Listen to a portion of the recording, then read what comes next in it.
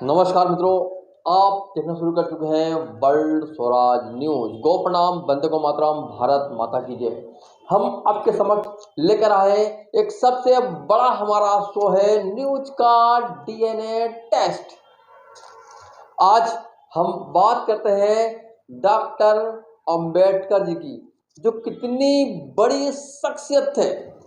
आज जो डॉक्टर अंबेडकर के बारे में जो बात होती है उससे कई गुना बड़े थे डॉक्टर अंबेडकर।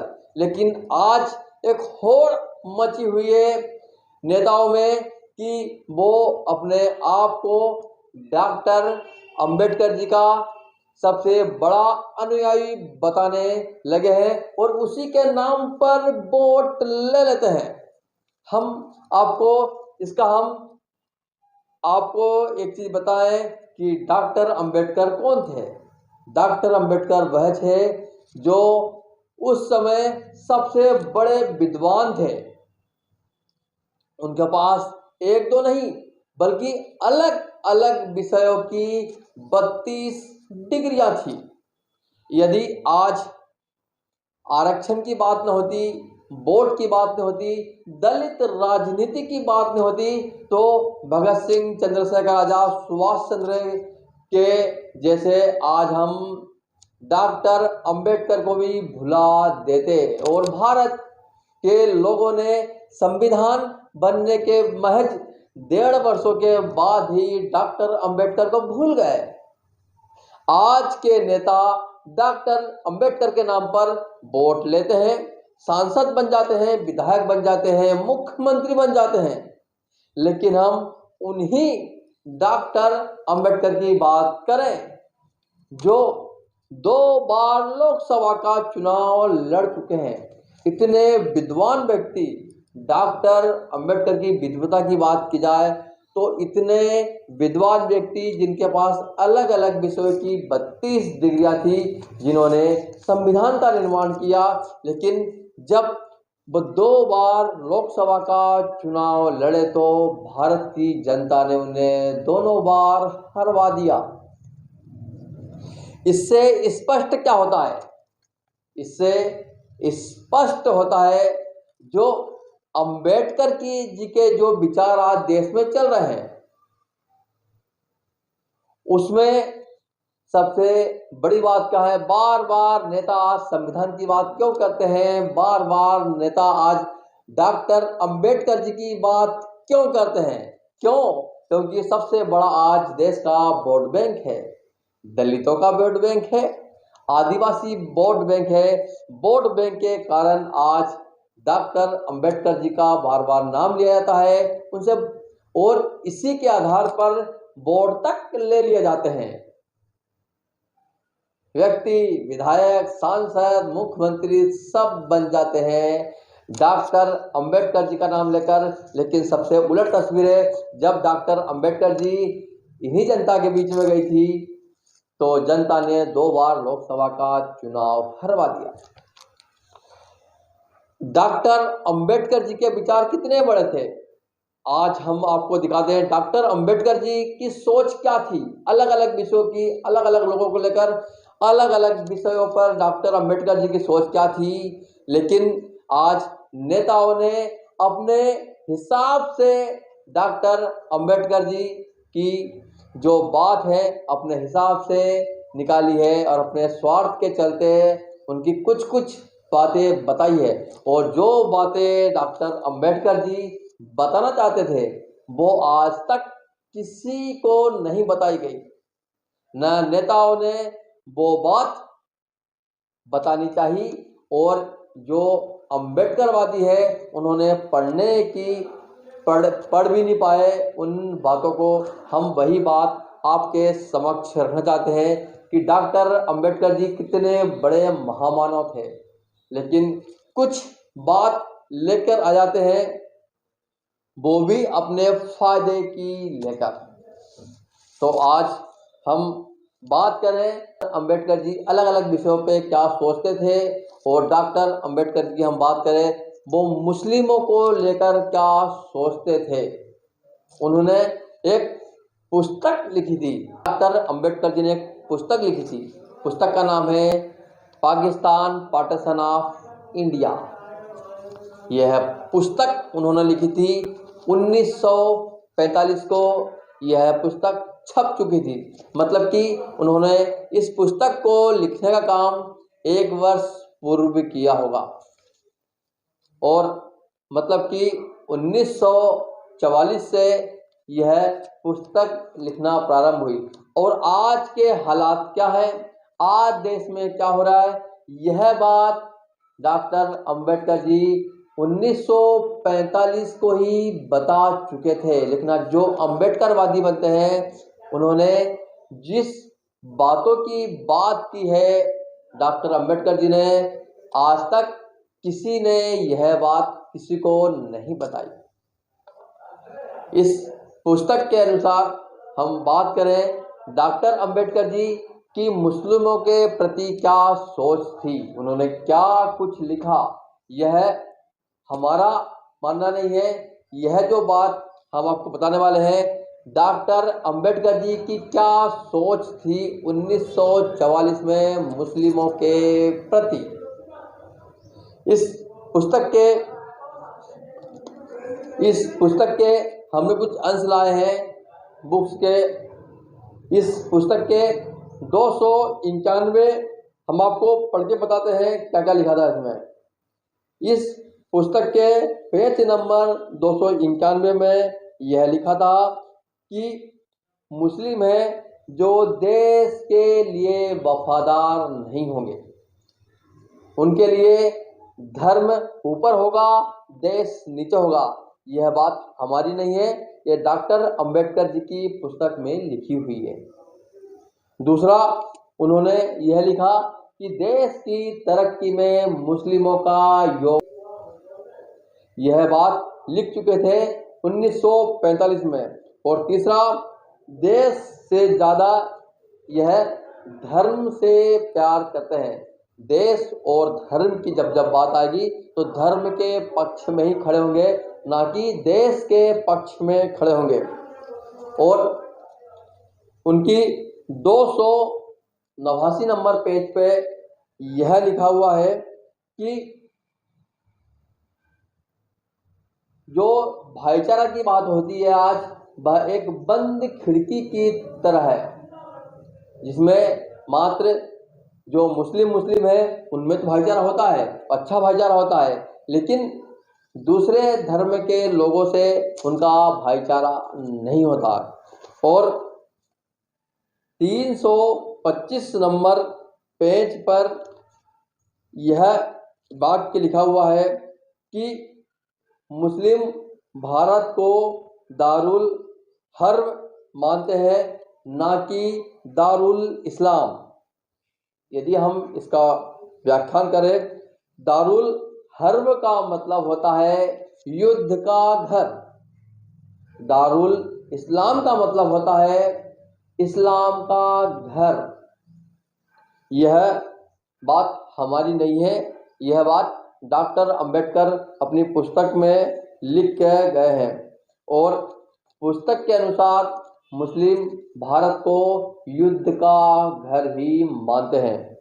विदेशी ताकतों से यह मदद भी ले सकते हैं, जिहाद के लिए विदेशी ताकतों से यह मदद भी ले सकते हैं और मदद भी कर चुके हैं, मदद भी कर सकते हैं। जब इस्लाम के लिए कुछ विदेशों में होगा तो यह उसमें भाग भी ले सकते हैं।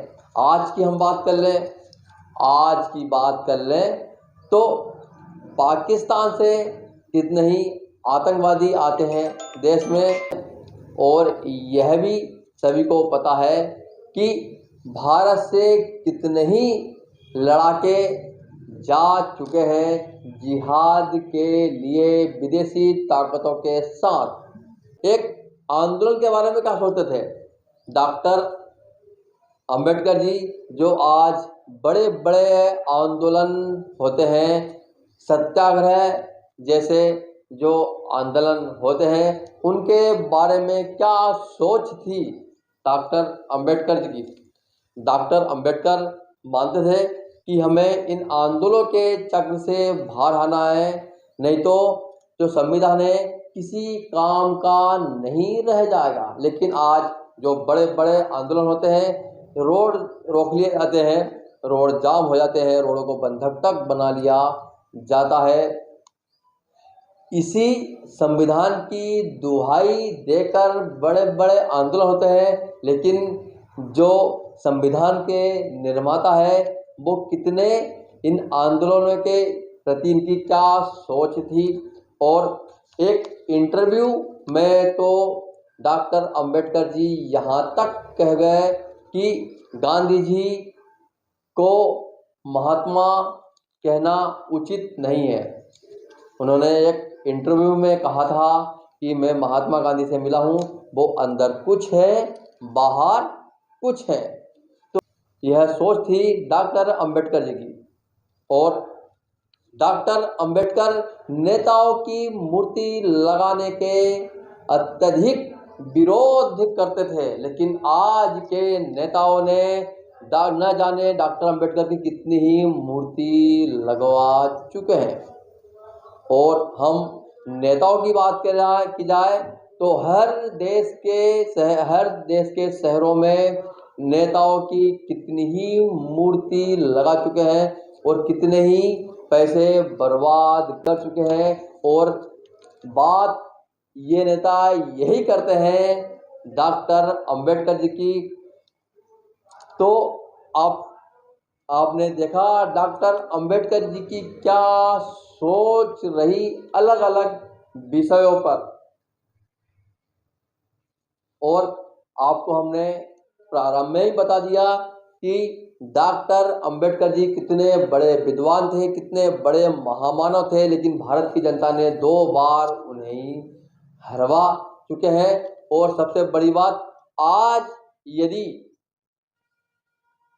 वोट बैंक की राजनीति ना होती डॉक्टर अंबेडकर जी की, जैसे कि 1.5 साल के बाद में ही भारत के लोगों ने अंबेडकर जी को भुला दिया था, वोट नहीं दिए थे, आज भी सभी लोग भगत सिंह, चंद्रशेखर आजाद और सुभाष चंद्र बोस की तरह डॉक्टर अंबेडकर जी को भी भुला देते। लेकिन मात्र वोट की राजनीति के लिए बार बार अंबेडकर जी का नाम लिया जाता है, बार बार संविधान की बात की जाती है। डॉक्टर अंबेडकर जी की लोकतंत्र के बारे में क्या सोच थी, तो आपको हम बता दें कि डॉक्टर अंबेडकर जी मानते थे कि गरीब देशों के लिए लोकतंत्र ठीक नहीं है। लोकतंत्र वहाँ ठीक है जहाँ सभी व्यक्ति धनवान है, सभी के पास पैसा है और सभी लोग शिक्षित है, वहाँ पर लोकतंत्र ठीक है। आपको हम बता दें कि बात कर ले हम आज की परिदृश्य की बात यदि हम कर ले तो आज़ादी के आज 76-77 वर्ष होने के बाद भी गरीब हमेशा गरीब ही होता जा रहा है और अमीर हमेशा अमीर होते जा रहा है। और आज आरक्षण की बात करें तो संविधान में भी लिखा हुआ है कि आज़ादी के 10 वर्षों तक ही यह आरक्षण लागू रहेगा, उसके बाद इसे हटा देना चाहिए। यदि नहीं हटाए तो आज हम सबसे बड़ा आपको बता दें कि जो गरीब दलित व्यक्ति है उसे आज भी वही, उसके घर कोई व्यवस्था नहीं है, आज भी वह गरीबी में जीवन यापन करता है। और दलित के नाम पर आज यदि कलेक्टर बन जाता है फिर भी उसे आरक्षण का लाभ मिल जाता है। होना क्या चाहिए? होना चाहिए गरीबी के नाम पर आरक्षण हो। दलित व्यक्ति अत्यधिक गरीब है, उसको नौकरी मिले, लेकिन होता क्या है, कलेक्टर का बेटा है, उसे आरक्षण का लाभ मिल जाता है और वो दलित गरीब पिछड़ा का पिछड़ा ही रह जाता है। और आज हम दलित राजनीति की बात कर ले। आज हम देश का सबसे छोटा जिला एक हरदा, वहां की घटना की बात कर ले हम, दलित राजनीति की बात कर ले हम। दलित पर दबंगों का अत्याचार, बात आपने यही सुनी होगी कि एक दबंग ने दलित पर अत्याचार किया, दबंग ने दलित को गाली दी। यही आपने सुना होगा। लेकिन आपको इसका हम एक उदाहरण दिखाते हैं। हरदा का एक वाक्य हुआ। डॉक्टर अंबेडकर की जो बात करते हैं, एक समाज का व्यक्ति दलित डॉक्टर दलित को गाली बके तो दलित जो संगठन है उसका कोई सपोर्ट नहीं करते। जो दलित व्यक्ति है, एक गरीब दलित को गाली बकता है, डॉक्टर है, प्रतिष्ठित है, लेकिन जो संगठन ने इस डॉक्टर का विरोध नहीं किया। और उसी के चंद दिनों के बाद एक घटना होती है। एक अधिकारी को यह बोलता है कि यह आरक्षण के नाम पे नौकरी मिल जाती है, काम नहीं करते हैं। तो सारे संगठन के लोग सड़कों पर आ गए। सतत 6 मिनट तक एक डॉक्टर दलित व्यक्ति को ही 6 महीने तक गाली बकता रहा। डॉक्टर अंबेडकर जी को भी गाली बकी, लेकिन जो दलित जो न्याय दिलाने का काम करते हैं संगठन है, उस संगठन ने डॉक्टर का विरोध नहीं किया। क्यों नहीं किया? क्योंकि व्यक्ति समाज का था। मतलब समाज का व्यक्ति समाज को गाली बक सकता है। समाज का व्यक्ति डॉक्टर भीमराव अंबेडकर को भी गाली बक सकता है। वीडियो है, डाल रहे हैं हम। हमारे डिस्क्रिप्शन में इंस्टाग्राम की लिंक है, उस पर आपको पूरा वीडियो मिल जाएगा। 6 मिनट की पूरी गाली मिल जाएगी, लेकिन कोई कुछ नहीं होता। और आपको हम एक घटना बता दें। यूपी में एक घटना होती है, एक गाली बकी जाती है तो कोर्ट स्वयं बोलता है कि इन पर अपराध दर्ज होना चाहिए। और अभी एक अधिकारी के ऊपर भी उन्होंने अशब्द भाषा का प्रयोग किया था तो उन्हें सस्पेंड कर दिया गया। लेकिन एक डॉक्टर ने सतत 6 मिनट गाली दी है। लेकिन एक दबंग किसे कहते हैं? यदि यही गाली यदि कोई बड़ी समाज का व्यक्ति उस व्यक्ति को देते तो आज पूरे शहर में क्या स्थिति होती, संगठन वाले क्या क्या करते, सभी को पता है। तो मतलब हम बात कर रहे थे डॉक्टर अंबेडकर जी के जीवन के बारे में। अंबेडकर जी की सोच क्या थी, कितनी बड़ी सोच रखते थे भारत के लिए। जो आज भारत की स्थिति है, जो आज भारत में हो रहा है, वह आज़ादी के पहले लिख के चले गए। और आज अंबेडकर जी के नाम पर राजनीति करने वाले लोग जो हैं मात्र दलित वोट बैंक के लिए है, मात्र बस अंबेडकर जी का नाम लेते हैं। नहीं तो आज सुभाष चंद्र बोस जैसे हमारे क्रांतिकारी जैसे यह भी गुमनाम हो जाते यदि दलित वोट बैंक की राजनीति नहीं होती तो। मात्र आज के नेता अंबेडकर जी को सिर्फ दलित वोट बैंक की राजनीति के कारण उन्हें याद करते हैं। और जो लेकिन एक सबसे बड़ी बात है, आज के जो नेता संविधान की कॉपी लेकर शपथ लेते हैं, लेकिन जो अंबेडकर जी ने जो बातें कही हैं, क्या उन सारी बातों पर ये सभी अमल करते हैं या नहीं करते हैं? अंबेडकर जी ने जो विचार लिखे उस समय के परिदृश्य को देखते हुए लिखे। 1944 में क्या माहौल था देश में, उस समय को देखते हुए सारे विचार लिखे हैं। वो आज उस जमाने की उस पीढ़ी का कोई व्यक्ति जीवित ना हिंदू पक्ष का है ना मुस्लिम पक्ष का है। तो आज की जनरेशन को यह साबित करके दिखा देना चाहिए, जो मुस्लिमों के ऊपर जो विचार लिखे अंबेडकर जी के, मुस्लिम पक्ष को उन विचारों को झुठला देना चाहिए। आज जमाना बदल चुका है, आज जमाना बदल चुका है, आज का परिदृश्य बदल चुका है। आज होना चाहिए कि हिंदू और मुस्लिम दोनों पक्ष को आज साथ साथ मिलकर हंसते हुए देश में रहना चाहिए। आप सभी मित्रों का बहुत बहुत धन्यवाद। आप देख रहे हैं हमारा एक विषय सो न्यूज का डीएनए टेस्ट। तो अगली बार फिर हम मुलाकात करेंगे एक किसी नए विषय को साथ में लेकर।